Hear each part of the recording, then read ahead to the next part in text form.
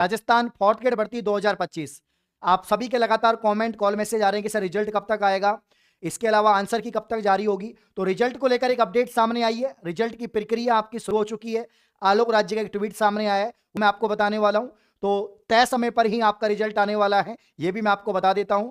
तो पूरी डिटेल में हम बात करेंगे कि आंसर की कब तक आएगी, रिजल्ट कब तक आ सकता है, और सभी कैटेगरी की कट ऑफ क्या रह सकती है, और कट ऑफ काफी कम रहने वाली है, यह भी मैं आपको बता देता हूं। तो लास्ट तक वीडियो में बने रहें। आइए वीडियो की शुरुआत करते हैं।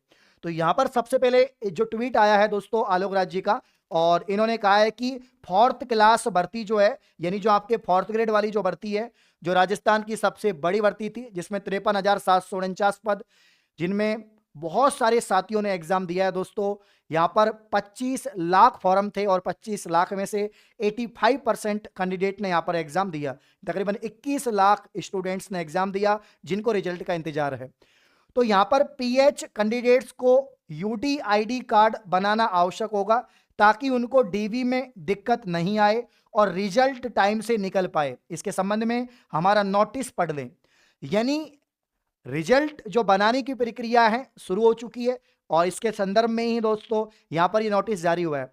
जो पीएच कैटेगरी है, जो आपके फिजिकल हैंडीकैप्ट वाले जो यहां पर कैंडिडेट होते हैं, या जो जिनको लो विजन होता है या हैंडीकैप्ट कैंडिडेट हैं, उनके लिए, दिव्यांग अभ्यर्थियों के लिए नोटिस है कि भाई आप जो है नोटिस पढ़ लें और यूडीआईडी बनवा लें। ये यूडीआईडी क्या है, इसको हम समझते हैं। तो दोस्तों जो डिसेबल कैंडिडेट होते हैं, दिव्यांग अभ्यर्थी होते हैं, उनकी यहां पर एक यूनिक डिसेबल आईडी कार्ड होता है ना, आईडी कार्ड होता है, और इसी को यूडीआईडी कहते हैं।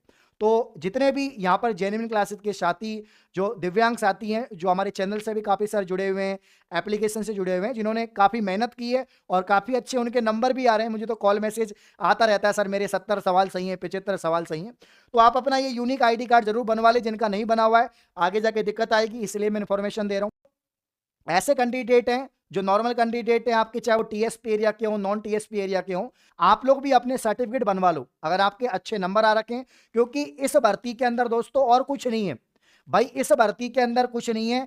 जैसे आपका यहां पर आंसर की आएगी, ऑफिशियल आंसर की आएगी, और ऑफिशियल आंसर की दोस्तों आपके यहां पर 15 अक्टूबर, मैंने आपको बताया था कि 15 अक्टूबर तक आ जाएगी। 15 अक्टूबर तक आपकी जो ऑफिशियल आंसर की है आ जाएगी, या तो 15 अक्टूबर से पहले आ जाएगी, या 15 अक्टूबर तक आपकी जो आंसर की है वो जारी हो जाएगी। वैसे तो आपको पता लग चुका है आपके कितने सवाल सही है, लेकिन और सही तरह से आपको मालूम चल जाएगा कितने क्वेश्चन कौन से शिफ्ट में डिलीट हुए हैं, क्या हुआ है।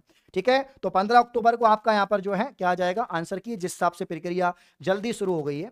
और रिजल्ट की बात करें तो रिजल्ट पहले बताया जा रहा था कि नवंबर के लास्ट तक या दिसंबर। तो मुझे लगता है कि अगर 15 अक्टूबर तक आंसर की आ जाती है तो नवंबर के लास्ट तक, नवंबर के अंत तक जो आपका रिजल्ट है, अंतिम सप्ताह में ये आपका रिजल्ट यहां पर दोस्तों आ जाएगा। नवंबर के लास्ट तक ही आपका रिजल्ट जारी हो जाएगा।